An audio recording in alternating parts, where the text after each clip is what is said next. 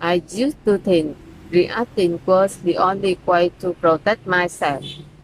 But then I realized silence is the strongest shield I have ever had. People will try to push your buttons, hoping you're right. But when you don't react, there is nothing left for them to hold on to. That is when you reclaim your power through stillness. He didn't say a word, but it destroyed them. He didn't yell. He didn't argue. He simply stayed silent. And that silence, it crushed their ego, confused their mind, and exposed their weakness. What if your greatest weapon isn't a clever comeback, but silence itself? Welcome to Stoic Scrolls, where silence becomes your superpower.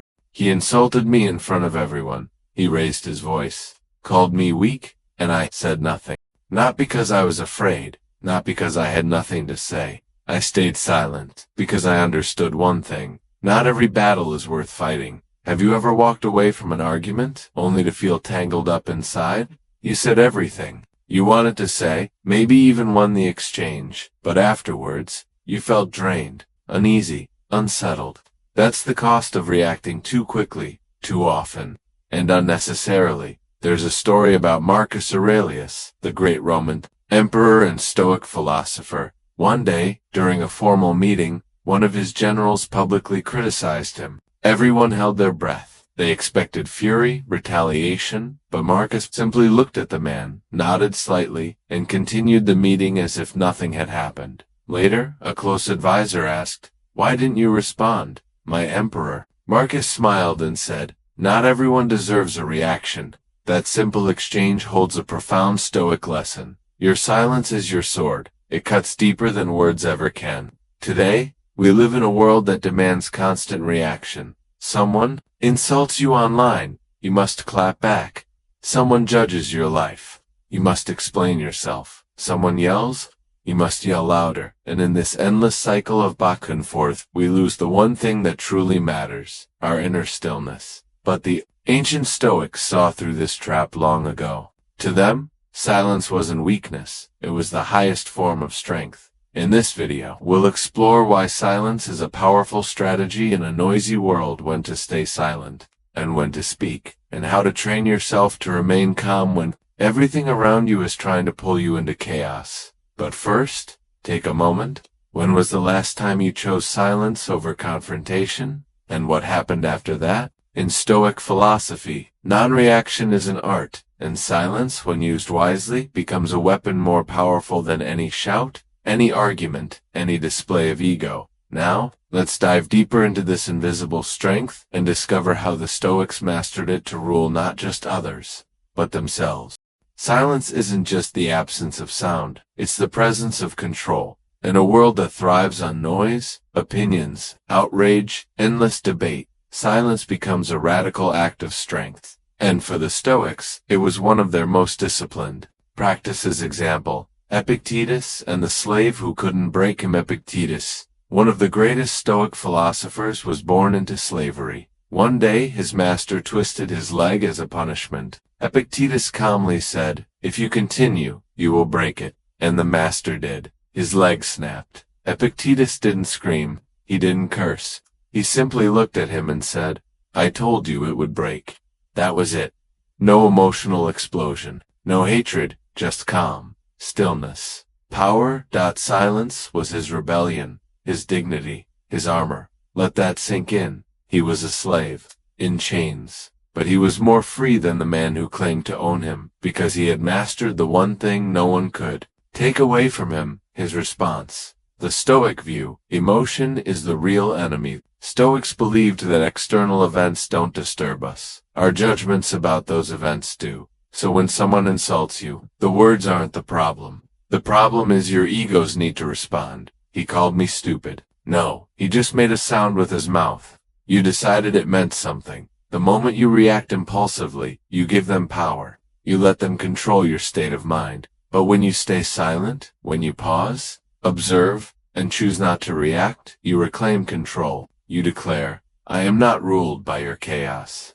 Modern example, the office meeting. Let's bring it into the real world. Imagine you're in a meeting, your coworker interrupts you, dismisses your idea, and tries to make you look incompetent. In front of everyone, your heart races. Your pride is triggered. You want to defend yourself, maybe even attack back, but instead, you breathe.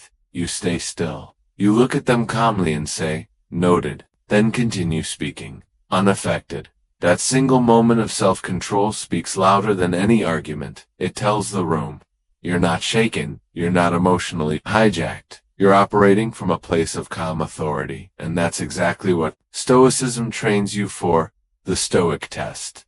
Silence as self-discipline. The Stoics didn't see silence as passive. They saw it as deliberate, chosen, powerful. When you practice silence, you're not avoiding conflict. You're proving to yourself that your emotions don't get to drive the car. You pause. You reflect. Then you act, if necessary, from clarity, not from chaos.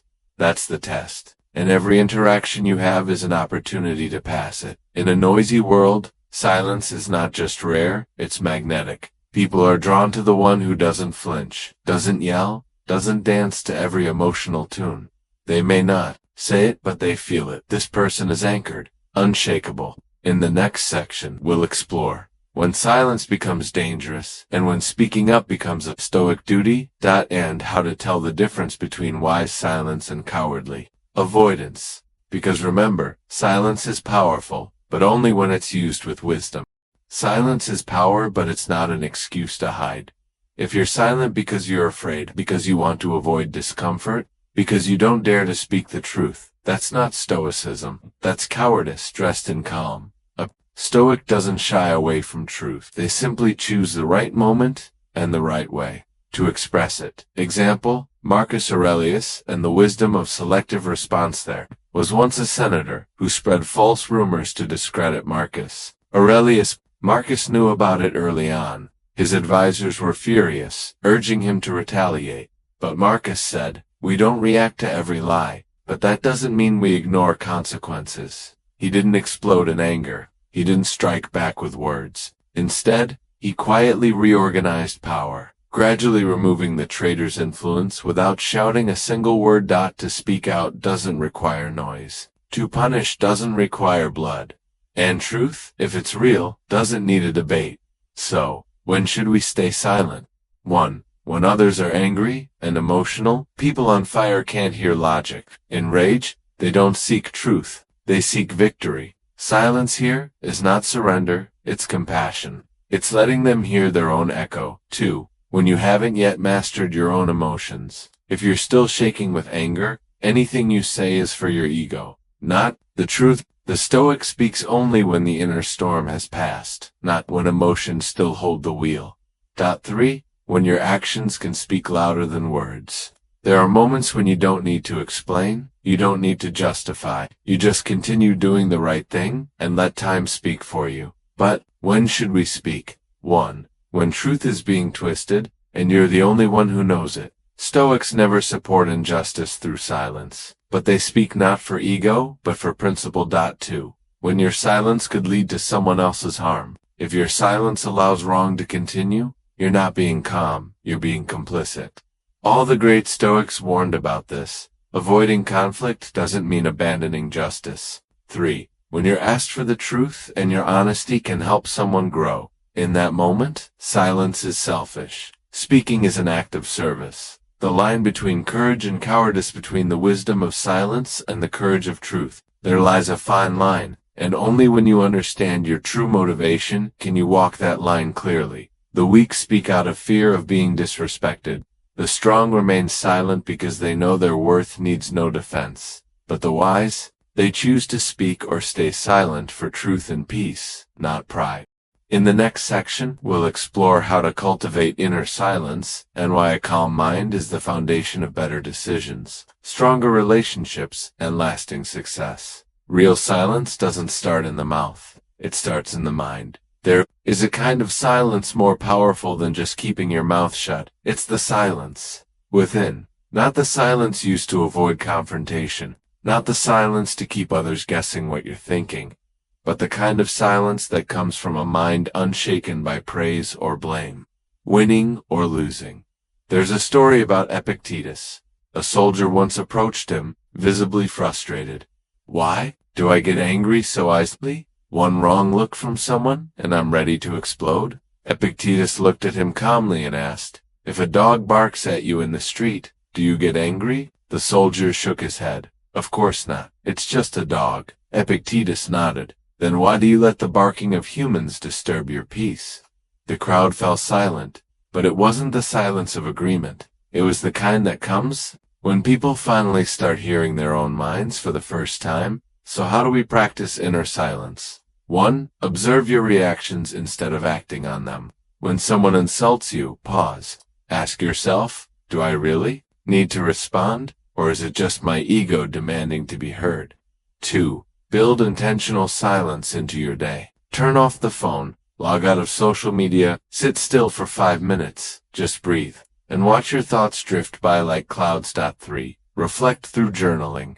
Marcus Aurelius wrote in his journal every night, not to impress anyone, but to clear the dust from his mind. Silence grows when we clean up the mental clutter daily. Silence is not avoidance. Silence is wisdom. When others are still reacting, it is strength when you choose what's right over what's easy. It is freedom when you no longer need to win, be right, or be praised. You don't need to speak to prove you're right. You don't need to argue to protect your worth, because true value speaks through action and through calm.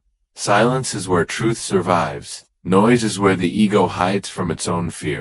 If you find yourself getting pulled into unnecessary arguments, if your peace is always at the mercy of someone else's words, try choosing silence for just one day. Not to let them win, but to free yourself from your own reactivity. If this video spoke to something deep within you, drop a comment below. I choose silence to understand myself better. And if you'd like to walk this inner path with us, subscribe to Stoic Scrolls and hit the bell. Silence is the beginning of wisdom, and you, yes, you are worthy of that stillness.